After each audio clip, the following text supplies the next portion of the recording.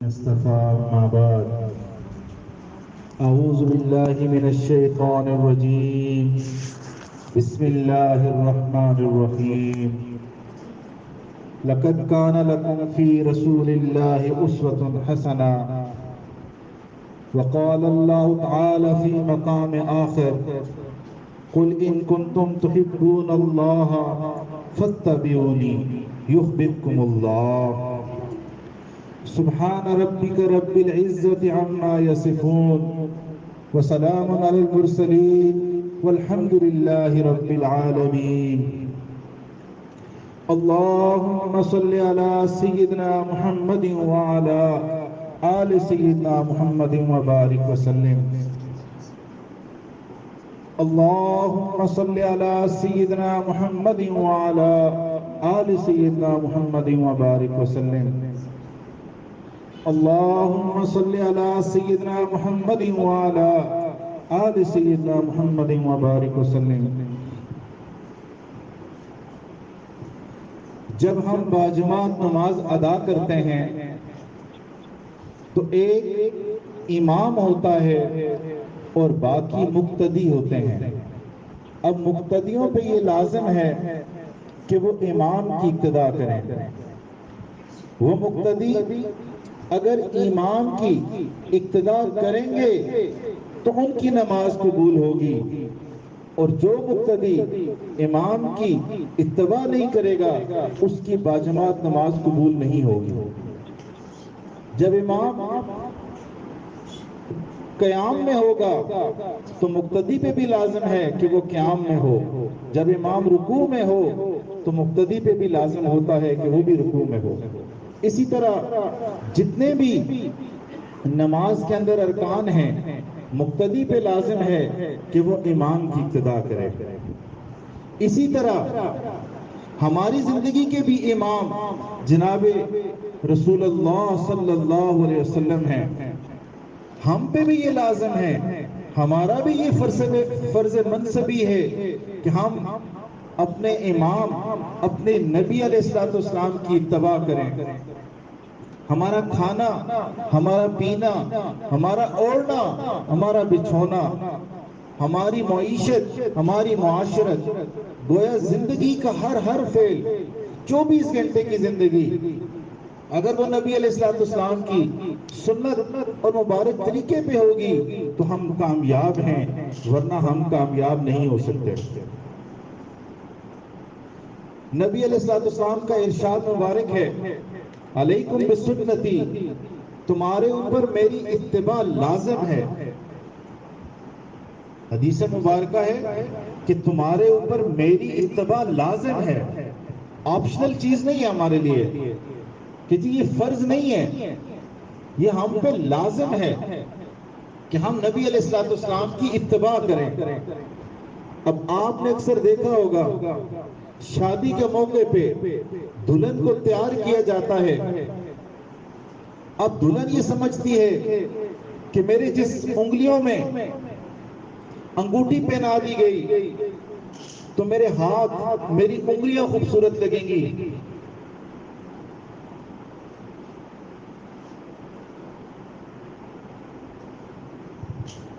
اور اگر میری کلائیوں میں چوڑیاں پہنا دی گئیں تو میرے کلائیاں خوبصورت لگیں گی. میرے گلے میں لاکٹ ڈالا گیا تو میرا گلا مزین ہو جائے گا اور میں اپنے شوہر کے ہاں محبوب تصور کی جاؤں گی. اسی طرح مومن یہ سمجھتا ہے کہ اس کا جو عضو نبی علیہ السلام کی سنت کے ساتھ مزین ہو جاتا ہے وہ اللہ رب العزت کے ہاں مزین اور خوبصورت تصور ہوتا ہے. گویا سر کے بالوں سے لے کے پاؤں کے ناخنوں تک جو مومن اپنے ہر عضو کو نبی علیہ السلام کی سنت کے مطابق مبارک طریقے کے مطابق ڈال لیتا ہے وہ انسان، وہ مومن گویا سجے ہوئے انسان کی مانند اللہ رب العزت کو پسند ہوتا ہے. ارشاد فرمایا قل ان کنتم تحبون اللہ. اب اللہ ہمیں یہاں پہ کلیہ سمجھاتے ہیں، فرما دیجئے میرے محبوب علیہ السلام اب ہمارے لیے کیا حکم ہے کہ اگر تم اللہ سے محبت کرتے ہو کلیہ کیا ہے؟ اگر تم اللہ سے محبت کرتے ہو تو فرما دیجئے فاتبعونی، میری اتباع کرو، یعنی نبی علیہ الصلوۃ والسلام کی سنتوں کی اتباع کرو، یحببکم اللہ، اللہ تم سے محبت فرمائیں گے۔ اب کلیہ کیا ہے؟ اگر ہم اللہ سے محبت کرنا چاہتے ہیں یا اللہ کی محبت چاہتے ہیں تو ہمیں اتباع سنت کرنی پڑے گی۔ جب ہم اتباع سنت والے اعمال کریں گے، اپنی زندگی کو سنتوں کے مطابق گزاریں گے تو اللہ رب العزت ہم سے محبت کریں گے، اپنی محبت عطا کر دیں گے، ہم اللہ کے محبوب بن جائیں گے۔ چنانچہ جس شخص نے سنت کی اتباع کی گویا اس نے نجات پا لی۔ امام مالک رحمۃ اللہ علیہ فرماتے ہیں کہ نبی علیہ الصلوۃ والسلام کی سنت نوح علیہ السلام کی کشتی کی مانند ہے، جو اس کشتی پہ سوار ہو گیا وہ نجات پا گیا، اور جو کشتی سے پیچھے رہ گیا وہ دنیا کے طوفانوں میں غرق ہو گیا۔ حدیث مبارکہ ہے کہ اللہ نے نبی علیہ الصلوۃ والسلام سے فرمایا، حدیث مبارکہ ہے کہ اللہ کے نبی علیہ الصلوۃ والسلام نے فرمایا جو شخص سنت کے اوپر عمل کرتا ہے تو اللہ تعالیٰ اس کو 4 طریقوں سے اس کا اکرام کرتے ہیں۔ پہلی بات، نیک لوگوں کے دلوں کے اندر اس کی محبت ڈال دی جاتی ہے۔ دوسری بات، فاسق فاجر جو ہوتے ہیں ان کے دلوں میں اس بندے کا رعب ڈال دیا جاتا ہے۔ اور تیسری بات، اللہ اس کا رزق کھلا کر دیتے ہیں، کشادگی عطا فرما دیتے ہیں۔ اور چوتھی بات، اللہ تعالیٰ اس کو دین پہ مضبوط جما دیتے ہیں۔ اب دیکھیں سنت پہ عمل کرنے کا کتنا فائدہ ہے۔ مومنین کے دلوں میں محبت بھی ڈال دی جاتی ہے، جو دشمن یا فاسق فاجر لوگ ہیں، کفار لوگ ہیں، ان کے دلوں پہ رعب ڈال دیا جاتا ہے۔ آج ہمارے جس سے مسئلہ پوچھیں تو ہمارے مسئلے ہی رزق کے ہیں، جس سے کہانی سنیں وہ رزق کی ہی کہانی سنائے گا۔ تو جو سنت پہ عمل کرے گا اللہ رب العزت اس کا رزق کھلا کر دیں گے، رزق میں برکت عطا فرما دیں گے۔ اور چوتھا مسئلہ، آج ہم فتنوں کے دور کے اندر ہیں، سب سے بڑا چیلنج ایمان کی حفاظت ہے، ایمان پہ جمے رہنا ہے۔ تو چوتھا انعام بھی ہمیں مل جائے گا اگر ہم سنت نبوی پہ عمل کریں گے، اتباع سنت کریں گے تو اللہ رب العزت ہمیں دین پہ جما دیں گے، گویا ہمارے ایمان کی حفاظت ہو جائے گی۔ تو یہاں سے آپ یہ کنکلوڈ کر سکتے ہیں کہ نبی علیہ الصلوۃ والسلام کی جو سنت ہے وہ انسان کے لیے فلاح کا ذریعہ ہے۔ انسان اگر حقیقی کامیابی چاہتا ہے تو اس کو سنت نبوی پہ عمل کرنا پڑے گا۔ شیخ عبد القادر جیلانی رحمۃ اللہ علیہ فرماتے ہیں خیر کی بنیاد نبی علیہ الصلوۃ والسلام کی اتباع قول میں اور فعل میں ہے، یعنی خیر کی بنیاد ہی سنت پہ چلنے پہ ہے۔ جس شخص نے سنت پہ عمل کیا اس کے لیے خیر کے دروازے کھل گئے۔ شاہ عبد العزیز رحمۃ اللہ علیہ فتح القدیر میں لکھتے ہیں کہ جو شخص سنت کا اہتمام نہیں کرتا، اس کو ہلکا سمجھتا ہے، اس کا وبال یہ ہوتا ہے کہ اس بندے کو فرائض سے محروم کر دیا جاتا ہے۔ اگر کوئی شخص سنت کو ہلکا لے گا، اس کا اکرام نہیں کرے گا، اس سے اعراض کرے گا تو اللہ اس سے فرائض کی توفیق بھی چھین لیتے ہیں۔ نبی علیہ الصلوۃ والسلام کا ارشاد مبارک ہے جس نے میری سنت سے محبت کی اس نے مجھ سے محبت کی، اور جس نے مجھ سے محبت کی وہ جنت میں میرے ساتھ ہوگا۔ اب غور کریں، یہاں جنت بھی ملنے کی بات ہو رہی ہے، اور جنت میں سب سے بہترین بات کہ اللہ کے نبی علیہ الصلوۃ والسلام کا ساتھ بھی مل رہا ہے۔ اب شرط کیا ہے کہ ہم سنت پہ عمل کر لیں۔ جب ہم سنت پہ عمل کریں گے، سنت سے محبت کریں گے، یہ ایسا ہی ہے کہ جیسے گویا نبی علیہ الصلوۃ والسلام سے ہم محبت کر رہے ہیں۔ جب ہم نبی علیہ الصلوۃ والسلام سے محبت کریں گے تو پھر سبحان اللہ، اللہ اپنے فضل سے ہمیں جنت میں بھی داخل فرما دے گا، اور اپنے محبوب علیہ الصلوۃ والسلام کا قرب اور ساتھ بھی عطا کر دے گا۔ ذرا تصور تو کریں کتنی بڑی نعمت ہے، جنت میں بھی جانا ہے اور نبی علیہ الصلوۃ والسلام کا ساتھ بھی ہے۔ آج جن کا نام مبارک آتا ہے، ہم درود شریف پڑھتے ہیں، اور یہ حسرت کرتے ہیں کہ اللہ ایک دفعہ خواب میں دیدار ہو جائے اور اتباع سنت کی برکت دیکھیں کہ ہم اتباع سنت کریں گے، ہم اللہ کے نبی علیہ السلام کے محبین میں آئیں گے اور جنت میں ہم ان کے ساتھی بن جائیں گے۔ تو ہمیں چاہیے کہ ہم اتباع سنت کریں، اپنی زندگی کو سنت کے مطابق ڈالیں، چن چن کے سنتوں پہ عمل کریں۔ نبی علیہ السلام کا ایک اور ارشاد مبارک ہے، جو میری سنت کا اس وقت اکرام کرے گا جس وقت سنت کی طرف سے بے توجہی کی جا رہی ہوگی، تو اس بندے کو 100 شہیدوں کا ثواب ملے گا۔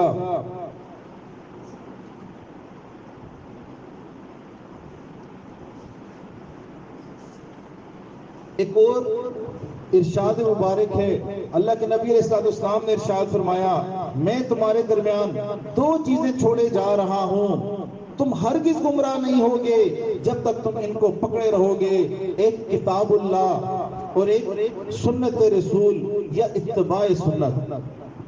اب ہم گمراہی سے بچنا چاہتے ہیں تو ہم کتاب اللہ کو تھام لیں، ہم سنت رسول کو تھام لیں، تو اللہ رب العزت ہمیں ہدایت پہ جما دیں گے۔ تو ہمیں چاہیے کہ ہم بھی ہر عمل سنت کے مطابق کریں، اپنے ظاہر کو نبی علیہ السلام کی مبارک سنتوں سے سجا لیں اور اپنے دل کو اللہ رب العزت کی معرفت سے مزین کر دیں۔ عام طور پہ یہ دیکھا گیا ہے کہ انسان کے سامنے اگر ماڈل ہو، نمونہ ہو، تو اس پہ عمل کرنا آسان ہوتا ہے۔ اسی طرح اسی فطرت کو دیکھتے ہوئے انسان کی اللہ رب العزت نے اپنے محبوب علیہ السلام ہمیں عطا کیے، گویا وہ ہمارے لیے نمونہ ہے۔ جیسے وہ چلتے تھے ہم نے بھی ویسے ہی چلنا ہے، جیسے ان کے کھانے کا طریقہ تھا ہم نے بھی اس پہ ہی عمل کرنا ہے، جیسے وہ مبارک طریقے سے سوتے تھے ہم نے بھی اسی پہ عمل کرنا ہے۔ گویا 24 گھنٹے کی زندگی ہمیں ود ایگزامپل اللہ رب العزت نے بتا دی، دیکھو یہ نمونہ ہے، یہ نبی علیہ السلام کی مبارک زندگی ہمارے لیے ماڈل ہے، آپ اس کی اتباع کر لو۔ جب ہم مکمل اتباع کریں گے تو ہم اللہ رب العزت کے محبوب بن جائیں گے۔ اب ایک اور بات، آج ہم اللہ کے نبی سے محبت کے دعوے تو کرتے ہیں، اب ایک لٹمس ٹیسٹ دیکھ لیں کہ کیا ہم اللہ کے نبی علیہ السلام سے سچی محبت کرتے ہیں یا نہیں کرتے۔ یاد رکھیے گا، جو محب ہوتا ہے، محبت کرنے والا ہوتا ہے، جس سے محبت کرتا ہے اس کی اتباع کرتا ہے، اس کی بات سنتا ہے۔ ہم بھی اپنی زندگیوں میں دیکھیں، کیا ہم اپنے دعوے میں سچے ہیں؟ آپ غور کریں، نوجوان بچوں کو جو کھلاڑی اچھے لگتے ہیں، جن نمبروں کی وہ شرٹس پہنتے ہیں، نوجوان بچے اسی طرح کی شرٹس پہننا شروع کر دیتے ہیں۔ جن نوجوان بچوں کو کوئی پلیئر کی پرفارمنس اچھی لگتی ہے وہ اسی طرح کی بال رکھ لیتے ہیں۔ آج ہم بھی تو دیکھیں، ہم جو محبت کا دعویٰ کرتے ہیں، اپنے نبی علیہ السلام سے عشق کا دعویٰ کرتے ہیں، کیا ہم اس میں سچے ہیں یا نہیں؟ ہم اپنے 24 گھنٹے کی زندگی کو دیکھیں، کیا ہماری زندگی کتنے فیصد نبی علیہ السلام کی سنت کے مطابق ہے؟ آج افسوس تو یہ ہے کہ ہمیں کھانے کا طریقہ کفار کا پسند ہے، لباس ہمیں کفار کا پسند ہے، رہن سہن ان کا پسند ہے، اور دعوے ہماری جھوٹی زبانوں سے محبت کے ہوتے ہیں، اللہ کے نبی سے عشق کے دعوے ہوتے ہیں۔ اللہ رب العزت ہمیں سچی محبت عطا فرمائے۔ اب ایک مثال دیکھ لیجئے، جب بھی کوئی چیز کسی بھی ملک میں مارکیٹ میں آتی ہے، بیچنے کے لیے آتی ہے، فروخت ہونے کے لیے آتی ہے، تو گورنمنٹ سے وہ اپرووڈ ہوتی ہے، اس کے اوپر ایک سٹیمپ لگی ہوتی ہے کہ گورنمنٹ نے اس کو اجازت دی ہوئی ہے۔ اب جس چیز کے اوپر، جس پروڈکٹ کے اوپر وہ اپروول کی سٹیمپ نہیں ہوتی، اس کے ریٹ نہیں لگا کرتے، اس کو خریدنے والا خریدتا نہیں ہے، پتہ نہیں یہ چیز ٹھیک ہے بھی یا نہیں، یہ قانونی ہے بھی یا نہیں۔ اسی طرح یاد رکھیے گا، اللہ رب العزت بھی محشر کے دن فرشتے متعین کریں گے، ہر بندے کے اعمال کو کے اوپر سنت رسول کی سٹیپ دیکھی جائے گی، کیا اس نے یہ عمل، کیا اس نے یہ طریقہ سنت نبی کے مطابق تھا، وہ قبول کر دیا جائے گا، ورنہ اگر وہ سنت رسول کے مطابق نہیں ہوگا تو وہ رد کر دیا جائے گا۔ کتنی حسرت ہے، کتنی افسوس ہے اس بندے کے اوپر کہ ساری زندگی وہ نیک اعمال کی کوشش بھی کرتا رہا، زندگی بھی اس نے گزار دی، اپنے آپ کو مسلمان بھی کہلاتا رہا اور نبی علیہ السلام کے ساتھ محبت کا دعویٰ بھی کرتا رہا، لیکن اعمال سنت کے مطابق نہیں تھے، زندگی سنت کے مطابق نہیں تھی، اور وہاں جا کے اعمال رد ہو گئے۔ کتنی بدبختی ہے اس شخص کے لیے کہ جس کے پاس کھوٹے سکے ہوں اور وہ اس کو سچا سمجھے، جب وہ کوئی چیز خریدنے جائے وہاں اس کو پتہ لگے یہ تو کھوٹے سکے ہیں۔ آج ہم بھی اپنی زندگیوں میں دیکھیں، کیا ہمارے اعمال کہیں کھوٹے تو نہیں ہو رہے؟ کیا کل اس کی ویلیو بھی لگے گی یا نہیں؟ اب وہ جو ویلیو ہے اس کے لیے شرط سنت نبوی ہے۔ اب ایک اور مثال دیکھ لیں، جب ہم کپڑے سلوانے جاتے ہیں تو ہم درزی کو ایک ناپ دیتے ہیں یا 7 کپڑوں کا جوڑا دیتے ہیں کہ جی مجھے کپڑے چاہیے، اس ناپ کے مطابق چاہیے۔ جب وہ کپڑے درزی تیار کر لیتا ہے تو ہم جن کپڑوں کا ناپ دیا تھا اس کے ساتھ اس کا موازنہ کرتے ہیں، کیا اس کی لینتھ برابر ہے یا نہیں، جو میں نے بازوؤں کا سائز دیا تھا درزی نے اسی طرح رکھا یا نہیں رکھا، شلوار میں کا جو سائز تھا کیا وہ برابر ہے یا نہیں ہے۔ اب اگر وہ ناپ کے برابر ہے ہم اسے قبول کر لیتے ہیں، اگر وہ ناپ سے کم ہے یا زیادہ ہے ہم اس کو واپس بھیج دیتے ہیں۔ یاد رکھیے اللہ کے نبی علیہ السلام بھی ہمارے لیے نمونے کی مانند ہیں، ماڈل کی مانند ہیں، اور اگر ہمارے اعمال ان کی طرح نہیں ہوں گے تو وہ قابل قبول نہیں ہوں گے۔ ایک بات دل کے کانوں کو کھول کے سنیے، اللہ رب العزت نے اپنے تک آنے کے تمام راستے بند کر دیے، صرف اور صرف اتباع سنت اور اپنے محبوب علیہ السلام کی جو مبارک سنتے ہیں ان راستوں پہ جو چلے گا، اس راستے پہ جو چلے گا تو وہی اللہ رب العزت تک پہنچے گا، وہی اللہ کی معرفت حاصل کر سکے گا۔ اور اس سنت کی اللہ رب العزت کے ہاں بڑی اہمیت ہے۔ ایک مثال سمجھیے، حضرت موسیٰ علیہ السلام کو اللہ رب العزت نے فرعون کی طرف بھیجا، فرعون کی طرف بھیجا کہ جاؤ، وہ باغی طاغی ہو گیا۔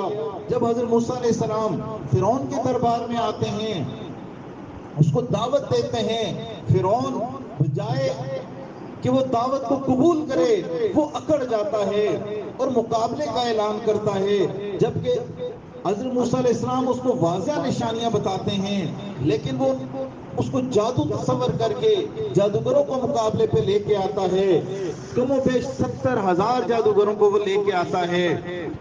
لیکن یہاں پہ ایک عجیب معاملہ ہوا، جب جادوگر حضرت موسیٰ علیہ السلام کے مقابلے میں آئے، انہوں نے اپنی رسیاں ڈالی، وہ رسیاں سانپ بنتی ہوئی نظر آئیں، لیکن جب حضرت موسیٰ علیہ السلام نے اللہ کے حکم پہ اپنا عصا مبارک زمین پہ ڈالا، اللہ نے اس عصا کو اژدہا بنا دیا اور اس اژدہا نے ان جھوٹی رسیوں والے سانپوں کو کھانا شروع کر دیا۔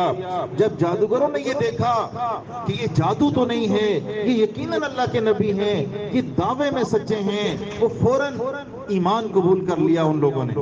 اب یہاں ایک نقطے کی بات، نام لے کے بھیجا گیا تھا فرعون کی طرف،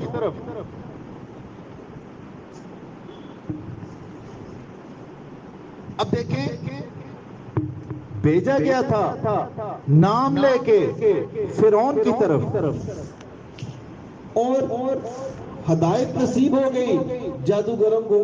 اب حضرت موسیٰ علیہ السلام نے اللہ رب العزت سے یہی بات عرض کی، اے اللہ مجھے بھیجا گیا تھا فرعون کی طرف، نام لے کے فرعون کی طرف بھیجا گیا تھا، لیکن ہدایت نصیب ہو گئی ان جادوگروں کو تو اس میں ایک نقطے کی بات ذہن میں رکھیے گا، اس وقت فرعون کے دربار کا اصول یہ تھا کہ جب دو پارٹیز آپس میں مقابلہ کرتی ہیں تو دونوں فریق ایک جیسا لباس پہننا چاہیے ان کو۔ اب پہلے جو فرعون کی ملازم تھے، وزراء تھے، انہوں نے کوشش کی کہ حضرت موسیٰ علیہ السلام کو جادوگروں والا لباس پہنایا جائے۔ اب وہ تو نبی علیہ السلام تھے، وہ کیسے جادوگروں والا لباس پہن سکتے تھے؟ انہوں نے انکار کر دیا۔ جب یہ صورتحال دیکھی، وزراء پریشان ہو گئے، آپس میں مشورہ کیا، تو پھر انہوں نے جادوگروں کو اس بات پہ تیار کر لیا کہ تم حضرت موسیٰ علیہ السلام کی طرح چوغا پہنو، وہ اسی لباس میں آؤ جس لباس میں حضرت موسیٰ علیہ السلام آئیں گے، یعنی لباس ایک جیسا ہونا چاہیے تھا۔ تو اب اللہ رب العزت نے جواب دیا، اے میرے موسیٰ، جب میں ہدایت کا فیصلہ کرنے لگا تو میری رحمت نے یہ زیادہ گوارا کیا کہ جو میرے نبی علیہ السلام کے ساتھ مشابہت زیادہ رکھتے تھے میں ان کو ہدایت دوں۔ اب یہاں غور کیجئے، وہ جادوگر حضرت موسیٰ علیہ السلام کے ساتھ محبت کی وجہ سے ان کا لباس نہیں پہنا، بامر مجبوری پہنا۔ آج غور تو کریں، آج ہم امت محمدیہ کے نوجوان اگر سنت کے مطابق اللہ سے نبی علیہ السلام کی محبت کے اظہار میں اگر مسنون لباس پہنیں گے تو اللہ رب العزت کی رحمت کتنی جوش میں آئے گی، کتنے فائدے ہوں گے۔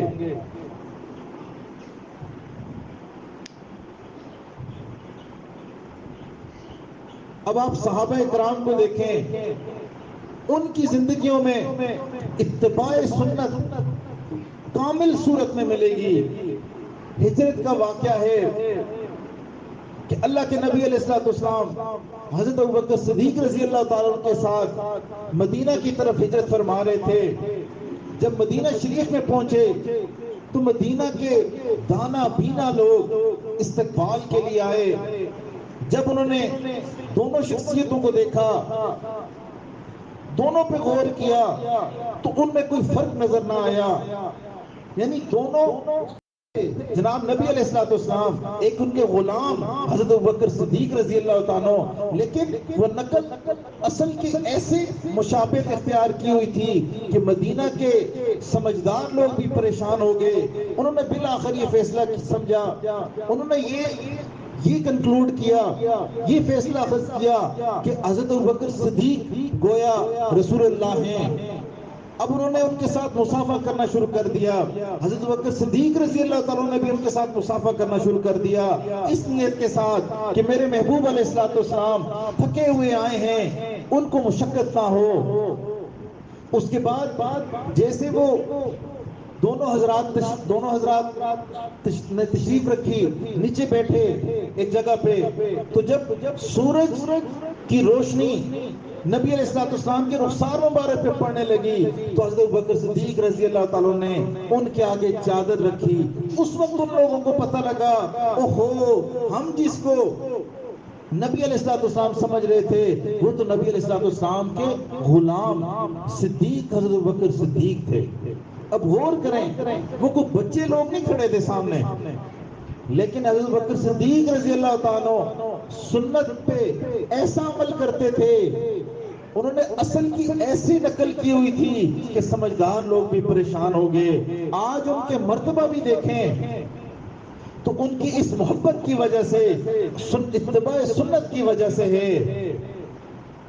یہ ہمارے لیے مثال ہے۔ ہم اگر اللہ کے نبی علیہ السلام کی قرب حاصل کرنا چاہتے ہیں تو ہمیں اتباع سنت کرنی پڑے گی۔ ایک صحابی تھے، ان کا تعلق حبشہ سے تھا، افریقہ سے تھا، تو ان کے بال گھنگریالے تھے، کرلی تھے، وہ مڑتے نہیں تھے، اس میں سے مانگ نہیں نکلتی تھی۔ اب اللہ کے نبی علیہ السلام کی مبارک بال، اس میں سے مانگ نکلتی تھی۔ اب یہ سوچ رہے تھے کہ کیسے میری شکل، میرے سر پہ جو بال ہیں وہ نبی علیہ السلام کی طرح ہو جائیں۔ سردیوں کا موسم تھا، انگیٹھی ان کے سامنے پڑی ہوئی تھی، اس کے اندر ایک سلاخ گرم ہوئی ہوئی تھی، وہ اٹھائی، انہوں نے اٹھا کے اپنے سر کے اوپر لگا دی۔ یعنی اس سلاخ سے، گرم سلاخ سے انہوں نے اپنے سر کے اوپر لائن ڈال دی، اس سے ان کی سکن جل گئی، جل گئی۔ اب کسی نے ان سے پوچھا کہ یہ کیا کیا آپ نے، اپنے سر کو جلا دیا؟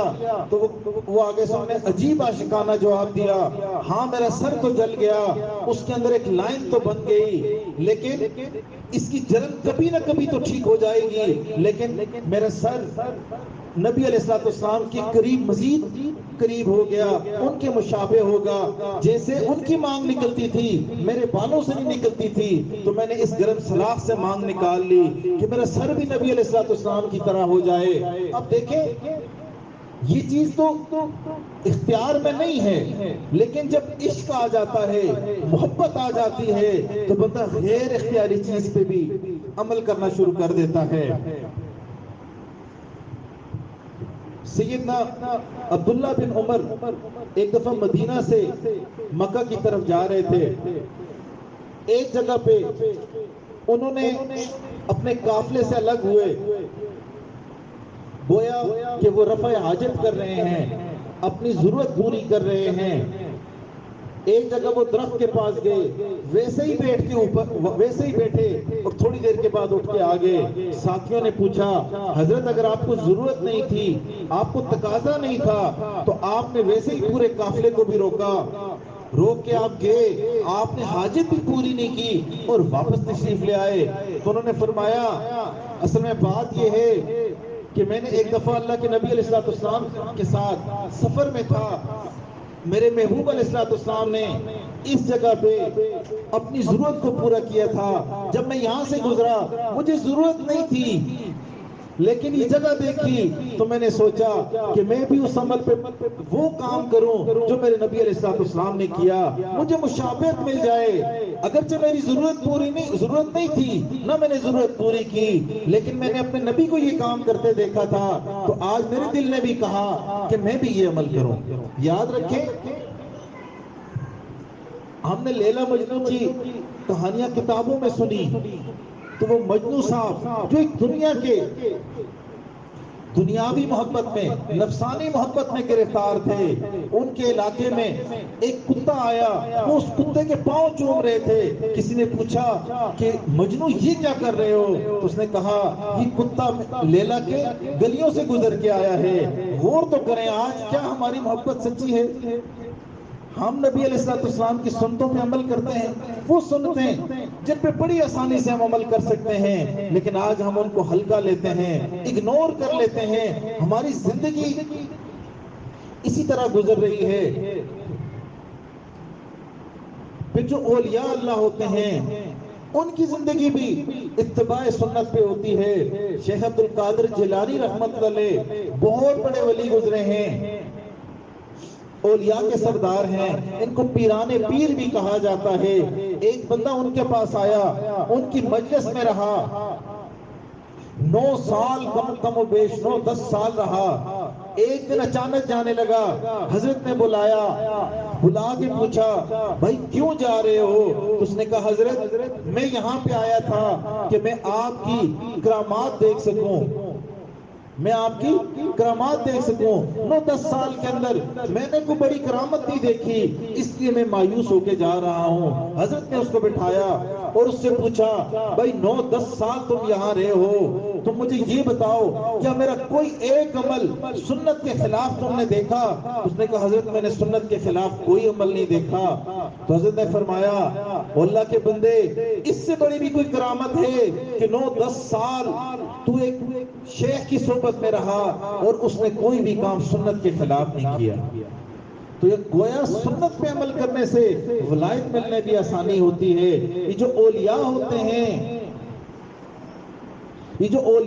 ہیں ان کی بھی اپنی ٹرمینالوجی ہوتی ہے کہ کوئی شخص پہلے فنا فی الشیخ ہوتا ہے، پھر فنا فی الرسول ہوتا ہے، یعنی اتباع سنت کرتا ہے، پھر فنا فی اللہ ہوتا ہے۔ ہر بندہ جو اللہ کے ہاں محبوب ہے اس کی وہ محبوب ہو ہی تب سکتا ہے کہ جب وہ اتباع سنت کرے۔ ایک بزرگ کا واقعہ سنیے، ایک اللہ کے نیک بندے تھے، ان کا معمول تھا وہ درود شریف پڑھتے رہتے تھے. 1,00,000 دفعہ جب وہ درود شریف مکمل ہو جاتا تو اللہ کے نبی علیہ الصلوۃ والسلام کو ہدیہ کیا کرتے تھے. ایک دفعہ خواب میں ان کو نبی علیہ الصلوۃ والسلام کی زیارت ہوئی تو بزرگ کیا دیکھتے ہیں کہ اللہ کے نبی علیہ الصلوۃ والسلام کے سینہ مبارک کے اوپر مختلف زخم تھے. اب یہ عاشق تھے, انہوں نے عرض کیا اے اللہ کے نبی علیہ الصلوۃ والسلام یہ زخم کیسے ہیں؟ تو اللہ کے نبی علیہ الصلوۃ والسلام نے ان کو جواب دیا, یہ فرمایا کہ کچھ لوگ ہیں جو مجھے تکلیف پہنچاتے ہیں, مجھے اذیت پہنچاتے ہیں, یہ وہ نشانات ہیں. تو وہ بزرگ کہنے لگے, میں نے آگے سے عرض کی حضرت یہ کفار ہیں ہی ایسے, یہ انہوں نے آپ کو بہت تکلیفیں دی ہیں. تو جواب میں فرمایا نہیں نہیں, یہ کفار کے زخم نہیں ہیں, یہ میرے اپنوں کے زخم ہیں. کفار نے تو مجھے تکلیف دی, پتھر مار مار کے میری ایک دفعہ پنڈلیاں بھی زخمی کر دی, میرے اوپر اوجری بھی ڈالی گئی, بعض دفعہ میری طرف دیکھ کے تھوکا بھی کرتے تھے, لیکن مجھے اتنی تکلیف نہیں ہوتی تھی جتنی میرے اپنے جب میری سنت سے اعراض کرتے ہیں. یہ تو میرے اپنے ہیں, یہ تو میری سنت پہ عمل کرتے, بجائے اس کے کہ یہ سنت پہ عمل کریں یہ سنت سے اعراض کرتے ہیں, سنت کے خلاف کام کرتے ہیں. اب غور تو کریں, اب یہ واقعہ ایک عالم نے جب سنایا, ایک 7 سال کا بچہ اس مجلس میں بیٹھا ہوا تھا. اس دن کے بعد وہ بچہ چیخ پڑا, آیا اپنی ماں کے پاس, امی آج کے بعد میں کوئی کام سنت کے خلاف نہیں کروں گا, میں کھاؤں گا بھی سنت کے مطابق, پیوں گا بھی سنت کے مطابق, ہر کام سنت کے مطابق کروں گا. کیا آج ہم میں اس 7 سالہ بچے جیسی غیرت بھی نہیں کہ ہم آج فیصلہ کر لیں, یہ تہیہ کر لیں کہ آج سے ہم سنت نبوی پہ عمل کرنا شروع کریں گے؟ اب ایک اور بات ذہن میں رکھیے گا کہ آج سنت ہم مسلمانوں میں اتنی بے وقت ہو گئی کہ گھر کے اندر ایک بلب ٹوٹتا ہے, انرجی سیور تو 250 کا ٹوٹتا ہے. ماں جو اس بچے کے ساتھ محبت کرتی ہے اس کے منہ پہ تھپڑ مار دیتی ہے کہ تم نے یہ بلب کیوں توڑا. لیکن وہی بچہ جب سنت کے خلاف کوئی کام کرتا ہے ماں کے کانوں پہ جو بھی نہیں رہتی. گویا ہم نے سنت نبی کو 200-250 کے بلب کے برابر میں نہیں رکھا. ہم سوچے تو صحیح ہم کس سمت میں جا رہے ہیں. پھر آپ ایک اور بات دیکھیں, شادی کا موقع ہوتا ہے تو سارے بیٹھ کے یہ طے کرتے ہیں جی خوشی کا موقع ہے تو ہم نے کسی کو ناراض نہیں کرنا, جو ناراض ہے اس کو راضی کرنا ہے, رشتہ داروں کو بھی راضی کر لیا جاتا ہے. جن کے بیٹھتے ہیں جی آپ ہم سے ناراض نہ ہوں, راضی ہو جائیں, خوشی کا موقع ہے. خوشی تبھی اچھی لگتی ہے جب سب کو ہم راضی کریں. حتیٰ کہ گھر کے اندر کوئی کام کرنے والی بھی ناراض ہو, ڈرائیور بھی ناراض ہو, اس کو بھی راضی کر لیتے ہیں. لیکن کتنا افسوس ہے کہ جب خوشی کا موقع ہوتا ہے تو ہم لوگ سب کو راضی کرتے ہیں لیکن نبی علیہ الصلوۃ والسلام کی سنتوں کو گھر سے رخصت کر دیتے ہیں. تو آج ہمارا کیا حال ہے, ہمیں کیا کرنا چاہیے؟ آج ہماری شادی میں بھی سنتیں ذبح ہوتی ہیں, حتیٰ کہ ماتم کے اندر بھی ہم اتنی بدعات کرتے ہیں کہ سنت کے مطابق ہم سے معاملہ نہیں ہوتا. آج مارکیٹنگ کا دور ہے, آج ہر کوئی, ہر کمپنی اپنی پروڈکٹ کی ایڈورٹائزمنٹ کر رہی ہوتی ہے. دنیا گلوبل ولیج بن گئی, لوگ اپنے پیتل کو بھی سونا بنا کے پیش کرتے ہیں. جس چیز کا صحت کے خراب ہونے سے تعلق ہے اس کو بھی ایڈورٹائز کر کے ہمیں اچھی صحت کا سمبل بنا کے پیش کر دیتے ہیں. اب ذرا گمان تو کریں, کل محشر میں اللہ کے نبی علیہ الصلوۃ والسلام نے ہم سے پوچھ لیا, اے میرے امتی تم تو اس دور میں تھے کہ جب لوگ اپنے پیتل کو سونا بنا کے بیچ رہے تھے تو تمہارے ہاتھ میں تو سونا تھا, تم نے میری سنت کی کتنی ایڈورٹائزمنٹ کی, کتنا خود عمل کیا اور کتنا لوگوں کو اس کی دعوت دی, کتنا لوگوں کے لیے تم ماڈل بنے. تو ہمارے پاس کیا جواب ہوگا؟ ہم نے یہ دیکھا ہے کہ بعض دفعہ نوجوان بچے ان کو ان کا دوست کسی برائی کی طرف کہے، برائی کی طرف آمادہ کرے، وہ کہتے ہیں میری امی ناراض ہو جائیں گی، میرے ابو ناراض ہو جائیں گے، تو ہم پہ کتنا افسوس ہے کہ ہم ماں باپ کے کہنے کے اوپر، ماں باپ کی ناراضگی کے ڈر سے کوئی کام تو چھوڑ دیتے ہیں۔ تو نبی علیہ السلام کی ناراضگی کی وجہ سے ہم کیوں نہیں کام چھوڑ دیتے، یا کیوں نہیں ہم اتباع سنت کر لیتے؟ پھر ایک اور نقطہ آپ نے دیکھا ہوگا، ماں کو اگر کہا جائے کہ تم اپنے بیٹے کی پکچر کو، تصویر کو آگ میں ڈال دو، تو ماں کبھی یہ گوارا نہیں کرے گی، آگے سے جواب دے گی میں کیوں اپنے بیٹے کی تصویر کو جلاؤں۔ تو یہاں پہ غور تو کریں، اگر ہم بھی نبی علیہ السلام کی مبارک زندگی کے مطابق، ان کی سنتوں کے مطابق اپنے تمام جسم کے اعضاء کو سجا لیں گے، تو کل اللہ بھی ہمیں جہنم میں نہیں ڈالیں گے کہ یہ تو میرے نبی کی مبارک طریقے پہ زندگی گزار رہا ہے، کم از کم ظاہر تو ان کی طرح ہے۔ تیرے محبوب کی یارب شباہت لے کے آیا ہوں، حقیقت تو اس کو کر دے، میں صورت لے کے آیا ہوں۔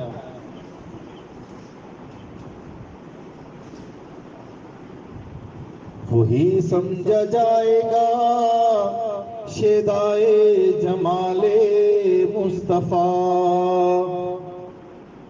وہی سمجھا جائے گا شیدائے جمال مصطفیٰ، جس کا حال حال مصطفیٰ، جس کا قال قال مصطفیٰ۔ اللہ رب العزت سے دعا ہے، اللہ رب العزت ہمیں بھی اپنی زندگی کی ڈائریکشن سیدھا کرنے کی توفیق عطا فرمائیں۔ اللہ ہمیں اپنے نبی علیہ السلام کی مبارک سنتوں پہ چلنے کی توفیق عطا فرمائیں۔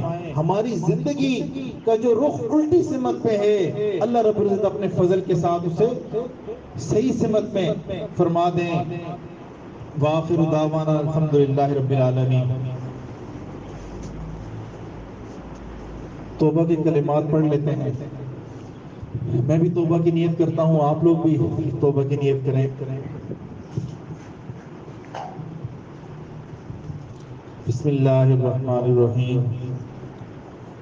لا الہ الا اللہ محمد الرسول اللہ، آمنت باللہ وملائکتہ وکتبہ ورسلہ والیوم الآخر والقدر خیرہ وشرہ من اللہ تعالی والبعث بعد الموت۔ آمنت باللہ کما ہوا باسمائہ وصفاتہ وقبلت جمیع احکامہ اقرار باللسان وتصدیق بالقلب۔ اشہد ان لا الہ الا اللہ وحدہ لا شریک لہ واشہد ان محمدا عبدہ ورسولہ۔ استغفر اللہ ربی من کل ذنب واتوب الیہ۔ استغفر اللہ ربی من کل ذنب واتوب الیہ برحمتک یا ارحم الراحمین۔ کلمات پڑھنے سے الحمدللہ ہم توبہ طائب ہو گئے۔ اب 5 اعمال ہم کریں گے تو انشاءاللہ ہم اپنی توبہ پہ جمے رہیں گے۔ پہلا عمل استغفار، 100 دفعہ صبح 100 دفعہ شام، استغفر اللہ ربی من کل ذنب واتوب الیہ، استغفر اللہ ربی من کل ذنب واتوب الیہ۔ 100 دفعہ ہم صبح پڑھیں، 100 دفعہ شام پڑھیں۔ نبی علیہ السلام کے احسانات کو یاد کرتے ہوئے درود شریف صبح اور شام ہم پڑھیں 100 دفعہ کم از کم۔ اللہم صلی علی سیدنا محمد وعلی آل سیدنا محمد وبارک وسلم۔ تیسرا کام تلاوت قرآن مجید کریں ہم صبح و شام، ایک دفعہ موقع مل جائے ایک پارہ تو بہت اچھی بات ہے کہ ہم ایک پارہ تلاوت کر لیں، نہیں تو آدھا پارہ کر لیں، نہیں تو ربع کر لیں، کچھ نہ کچھ زندگی کا تعلق قرآن مجید کے ساتھ ہمارا جڑا رہے۔ اور خاص کر اگر ہمیں پڑھنے میں مسئلہ ہے، سمجھ نہیں آتی، تو ہم یہ سمجھیں قرآن مجید علماء سے، قراء حضرات سے بیٹھ کے تجوید سیکھیں، اس کے بعد ترجمے سے پڑھیں تاکہ ہمیں سمجھ تو آئے کہ اللہ کا کیا پیغام ہمارے لیے ہے۔ پانچواں کام، چوتھا کام، ہاتھ سے ہم کام کاج کریں، دل اللہ رب العزت کی یاد کی طرف متوجہ کریں۔ اب اس کا سب سے آسان طریقہ کہ ہم اپنی زندگی میں جتنے بھی اعمال ہیں ان کی دعائیں پڑھتے رہیں، سنت کے مطابق کریں اور مصنون دعائیں پڑھیں۔ گھر میں داخل ہونے کی دعا، باہر نکلنے کی دعا، واش روم جانے کی دعا، واپس آنے کی، کھانا کھانے کی، کھانے کے بعد کی، پانی کو سنت کے مطابق پئیں۔ ہر کام جب سنت کے مطابق کریں گے تو اللہ تعالیٰ ہمیں یہ استحضار عطا کر دیں گے۔ پھر اگر بندہ کو درمیان میں بھول جائے تو پھر یاد کر لے، پھر دوبارہ سے کرے، یعنی اللہ کی یاد میں رہے۔ اس کی بہترین مثال خواتین کے لیے تو یہ ہے کہ جب کسی ماں کا بیٹا بیمار ہو یا باہر کے ملک میں ہو یا کوئی مسئلہ لاحق ہو، وہ ہر وقت اپنے بچے کو یاد کرتی رہتی ہے۔ مجبوری میں کھانا بھی کھائے گی، فون آیا کسی ریلیٹو سے بات بھی کرنی پڑ جاتی ہے، گھر میں مہمان بھی آتے ہیں، لیکن اس کے دل میں بات چل رہی ہوتی ہے اپنے بیٹے کی۔ اسی طرح جو نوجوان لڑکے یہاں بیٹھے ہوئے ہیں، جو طالب علم ہیں، ایگزام ہوتا ہے، پیپر آتے ہیں تو فکر اسی کی ہوتی ہے۔ بعض دفعہ کرکٹ بھی کھیل رہے ہوں گے، باہر دوستوں سے بات چیت بھی کر رہے ہوں گے، مجبوری میں مارکیٹ سے کوئی چیز بھی لا رہے ہوں گے، لیکن فکر پیپر کی ہوتی ہے، میرا پیپر بڑا مشکل ہے۔ اسی طرح ہم نے جو کام کر رہا ہے، جاب کر رہا ہے، جو بزنس کر رہا ہے، جو پڑھائی کر رہا ہے، یا گھر کی خواتین جو گھر کے کام کاج میں ہیں، سارے اپنا اپنا کام کریں، لیکن دل اللہ رب العزت کی یاد کی طرف متوجہ، دل کے اوپر مانیٹرنگ رکھتے ہیں۔ اسے وقوف قلبی کہتے ہیں، یہ جتنا کریں گے اتنا اللہ رب العزت کی طرف سے آپ کی طرف رحمت آئے گی۔ اور پانچواں کام، یہ جو کام ہے یہ اینٹی بایوٹک کی طرح ہے، باقی اعمال وٹامن کی طرح ہے، لیکن جو علاج ہے، دل کا علاج ہے، وہ مراقبے میں ہے۔ اب اس کا طریقہ صبح و شام 2 وقت متعین کر لیں، قبلہ رو ہو کے بیٹھ جائیں، چوکڑی مار دیں یا تشہد کی صورت میں، اور جو حضرات نیچے نہیں بیٹھ سکتے وہ صوفے پہ بھی بیٹھ سکتے ہیں۔ آنکھیں بند کر کے اپنے دھیان کو دل میں جما لیں اور پرسکون ہو کے یہ نیت کریں خیال کے ساتھ کہ اللہ کی رحمت آ رہی ہے، میرے دل میں سما رہی ہے، میرے دل کی بیماریاں کٹ کٹ کے گر رہی ہیں، میرا دل روشن ہو رہا ہے، اور شکریہ کے طور پہ کہہ رہے ہیں اللہ اللہ، اور میں سن رہا ہوں، میں سن رہا ہوں۔ اور اعمال کا دار و مدار نیتوں پہ ہے۔ یہ قانون ہے کہ کوئی بھی جگہ خالی نہیں رہ سکتے۔ جب آپ خالی ہوں گے اس نیت کے ساتھ بیٹھیں گے، اللہ آپ کے گمان کے مطابق اپنی رحمت کا نزول فرمائیں گے۔ شروع میں ہمیں محسوس نہیں ہوگا، پھر ایک وقت آئے گا محسوس بھی ہونا شروع ہو جائے گا۔ اب اگر مراقبے کے دوران خیال آتے ہیں، ان کو آنے دیں، ان کو روکنے کی ضرورت نہیں ہے۔ زبان کو تعلق سے لگا کے خاموشی کے ساتھ بیٹھ جائیں، جیسے ہم تلاوت کرتے ہیں، کچھ تلاوت سن رہے ہوتے ہیں، نعت مبارک سن رہے ہوتے ہیں، خاموشی سے سن رہے ہوتے ہیں، اس کی مشق بھی کرتے ہیں۔ ایک چھٹا عمل، جب آپ یہ 5 اعمال کریں گے، مراقبہ کریں گے، تو کیفیات بدلتی ہیں، بندے کے اندر تبدیلیاں آنا شروع ہو جاتی ہیں۔ ان تبدیلیوں کا شیخ کو رابطہ کر کے بتا دیں، اسے رابطہ شیخ کہا جاتا ہے۔ خواتین محرم کے ذریعے یا اپنی معلمہ کے ذریعے اپنی کیفیات بتا دیں، تاکہ جن کو آگے چلانا ہو، یہ تو ابتدائی عشق ہے، یہاں سے تو آگے بھی کئی معاملات ہیں، ٹھیک ہے، کئی راستے ہیں، کئی درجے ہیں، کئی اسباق ہیں جن کو ہم نے طے کرنا ہے انشاءاللہ، تاکہ اللہ رب العزت ہمیں خالص سچا سچا مسلمان بنا دے۔ ایسا دل اللہ ہمیں عطا فرما دیں جس کو ہم محشر میں اللہ کے سامنے بھی لے جا سکیں۔ سچی بات یہ ہے کہ آج ہم اس دل کو اللہ کے سامنے لے جانے کے قابل نہیں ہیں، کہ دل آج ہمارا ٹریش کین بنا ہوا ہے۔ جیسے ہم اپنے گھر کے ڈسٹ بن کے اندر، ٹریش کین کے اندر جو گند بند ہو ہم ڈال دیتے ہیں، آج ہمارے دل کا بھی حال یہ ہے جو چیز اچھی لگی ہمارے دل کے اندر، جو مکان اچھا لگا ہوس سے دل کے اندر، کسی کی گاڑی اچھی لگی وہ دل کے اندر، بائیں نظر پڑی غیر محرم پہ نظر پڑی وہ دل کے اندر، جو گند ہمیں ملتا ہے وہ آج ہمارے دل کے اندر ہے۔ اب ہم نے اگر اپنے دل کو صفائی کرنی ہے، ہم نے یہ معمولات کرنے ہیں، تو اللہ کے فضل کے ساتھ اللہ فضل فرمائیں گے۔ یہ وہ نسخہ ہے کہ جو لاکھوں نہیں کروڑوں بندوں پہ آزمایا ہوا ہے، ایک مضبوط بات ہے، اللہ اس میں تبدیلیاں لے کے آ جاتا ہے۔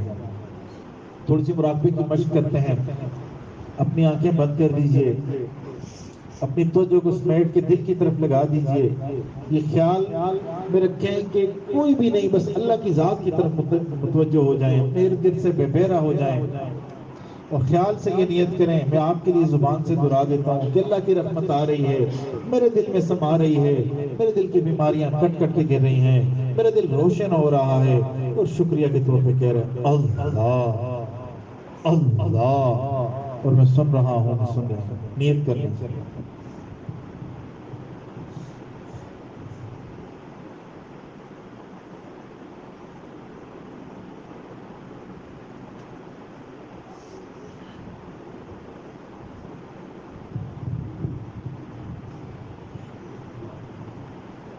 میرا دل مچل رہا ہے تیری یاد میں الہی، تیرے نام نے تو دل میں ایک آگ ہے لگائی، میرا دل مچل رہا ہے، تیرا در تو تیرا در ہے، تیرے در کے ایک گدا نے دنیا دوں کی عظمت میرے دل سے ہے مٹائی، میرا دل مچل رہا ہے، تیرے حسن پر میں قربان، تیری نیم سی نگاہ نے، تیرے حسن پر میں قربان، تیری نیم سی نگاہ نے میرے اجڑے دل کی بستی ایک پل میں ہے بسائی، میرا دل مچل رہا ہے،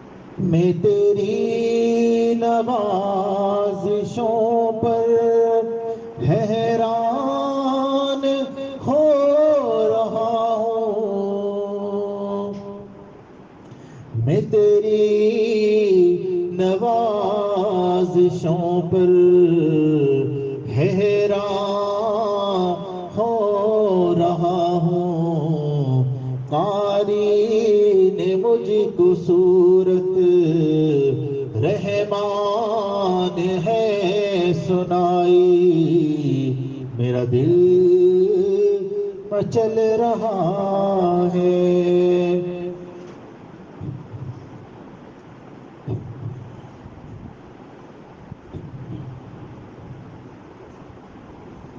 میری زندگی کہاں سے تیری یاد بن گئی ہے،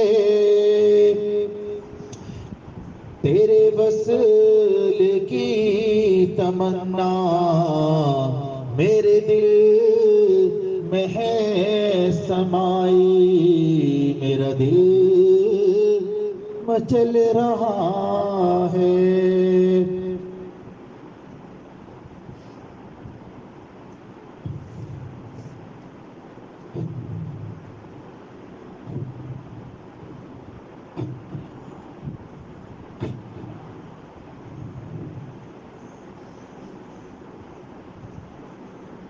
تیرے عاشقوں میں جینا، تیرے سنگ در پہ مرنا، تیرے عاشقوں میں جینا، تیرے سنگ در پہ مرنا،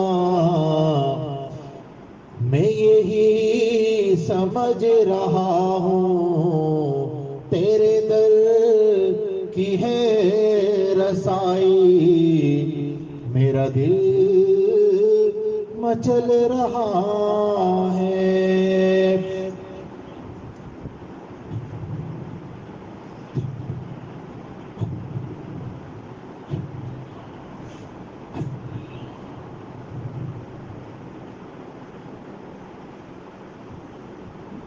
مجھے درد دل ملا ہے، سن لو اے دنیا والو،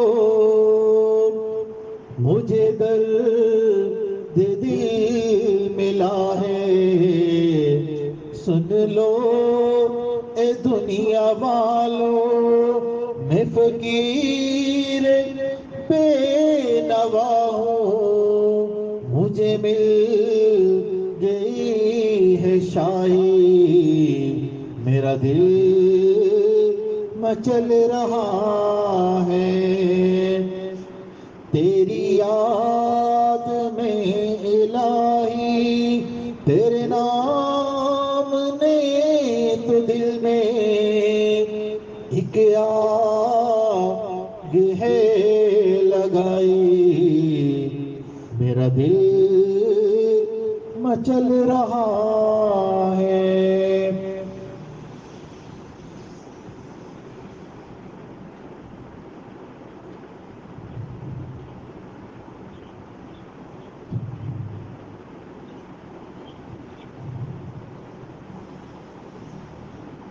اللہ لا الہ الا اللہ محمد رسول اللہ۔ دعا کر لیجئے۔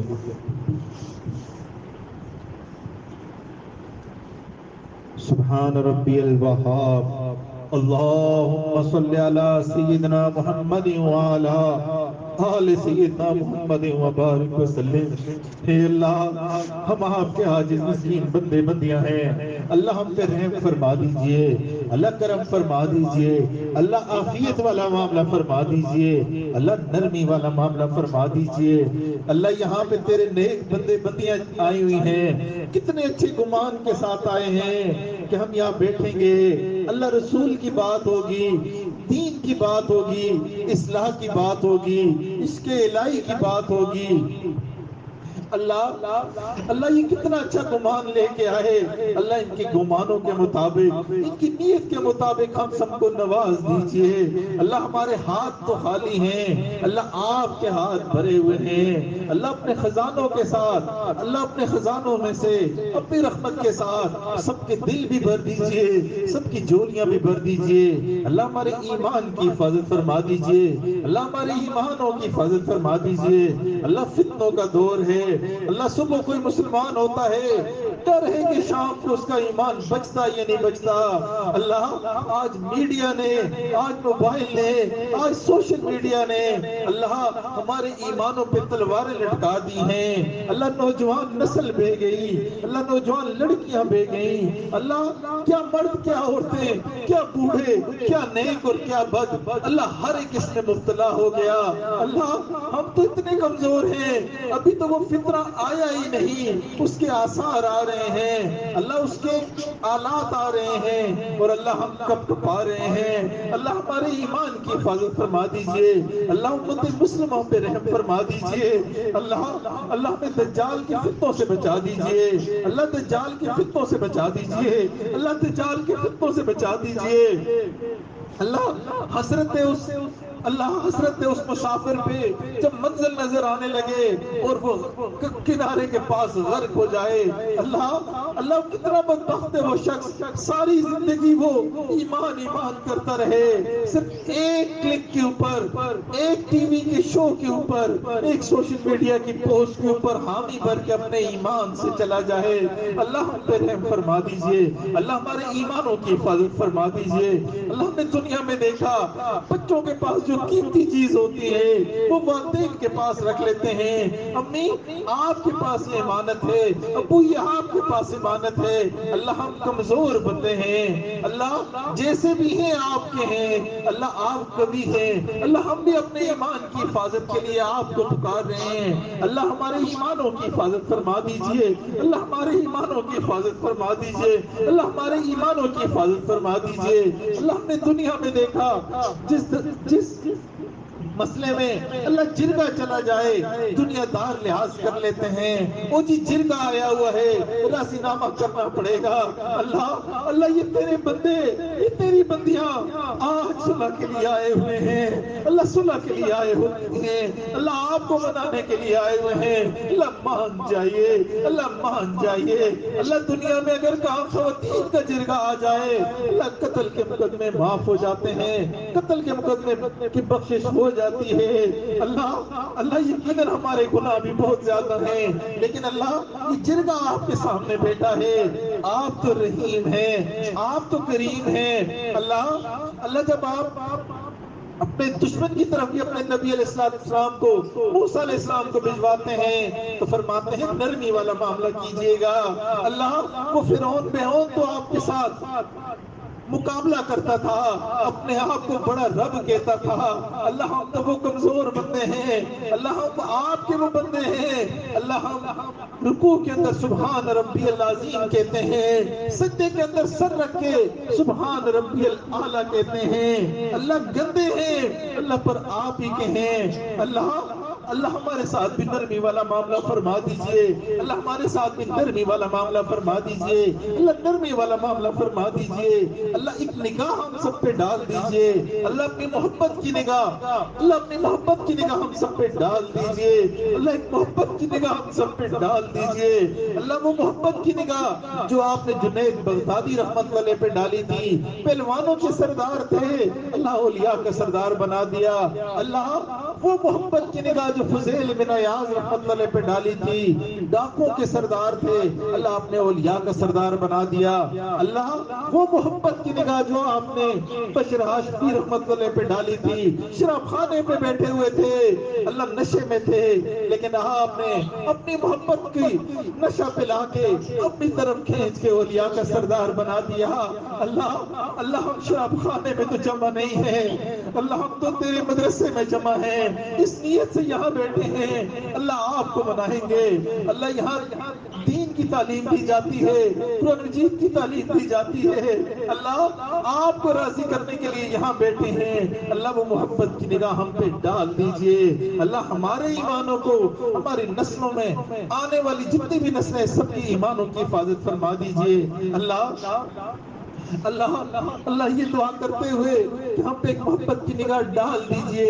ڈر بھی لگتا ہے کہ آپ کی طرف سے ندا نہ آ جائے. محبت کی نگاہ میں بلال پہ ڈالتا تھا, محبت کی نگاہ میں سمیہ پہ ڈالتا تھا. اپنے اعمالوں کو تو دیکھو, اپنے کرتوتوں کو تو دیکھو, اپنے سیاہ کارناموں کو تو دیکھو. اللہ جب کوئی سخی کے در پہ جاتا ہے, سخی یہ نہیں پوچھتا کیا لے کے آئے ہو, یہ پوچھتا ہے کیا لینے آئے ہو. اے سخیوں کے سب سے بڑی سخی ذات, اے شہنشاہ حقیقی ہے وہ اللہ جس کی دونوں ہاتھ کھلے ہوئے ہیں, اور اللہ اس کو عطا کرنا اس کو سجدہ ہے. اللہ ہم آپ سے آپ کی محبت مانگتے ہیں, آپ سے ہم آپ کا قرب مانگتے ہیں, اپنے ایمانوں کی, اپنی اولادوں کی ایمانوں کی حفاظت مانگتے ہیں. اللہ اپنے آنے والی ساری نسلوں کی ایمانوں کی حفاظت مانگتے ہیں۔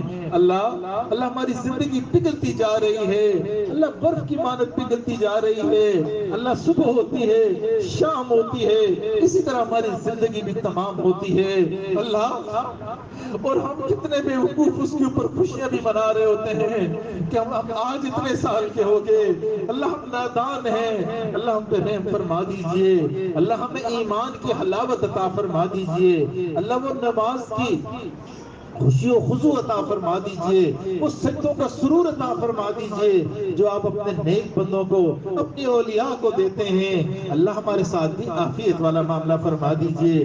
اللہ ہم آپ کے وہ بندے ہیں جو رحمتوں میں پلے ہوئے ہیں، اللہ رحمتوں کی بارش ہم پہ ہوتی ہے اللہ ہم تو فضلی بندے ہیں، آپ کے فضل سے جی رہے ہیں اللہ، ہم اس دنیا میں بھی قبر میں بھی محشر میں بھی آپ سے آپ کے فضل کا سوال کرتے ہیں۔ اللہ ہمارے ساتھ اپنے فضل والا معاملہ فرما دیجئے، اللہ اپنے فضل والا معاملہ فرما دیجئے۔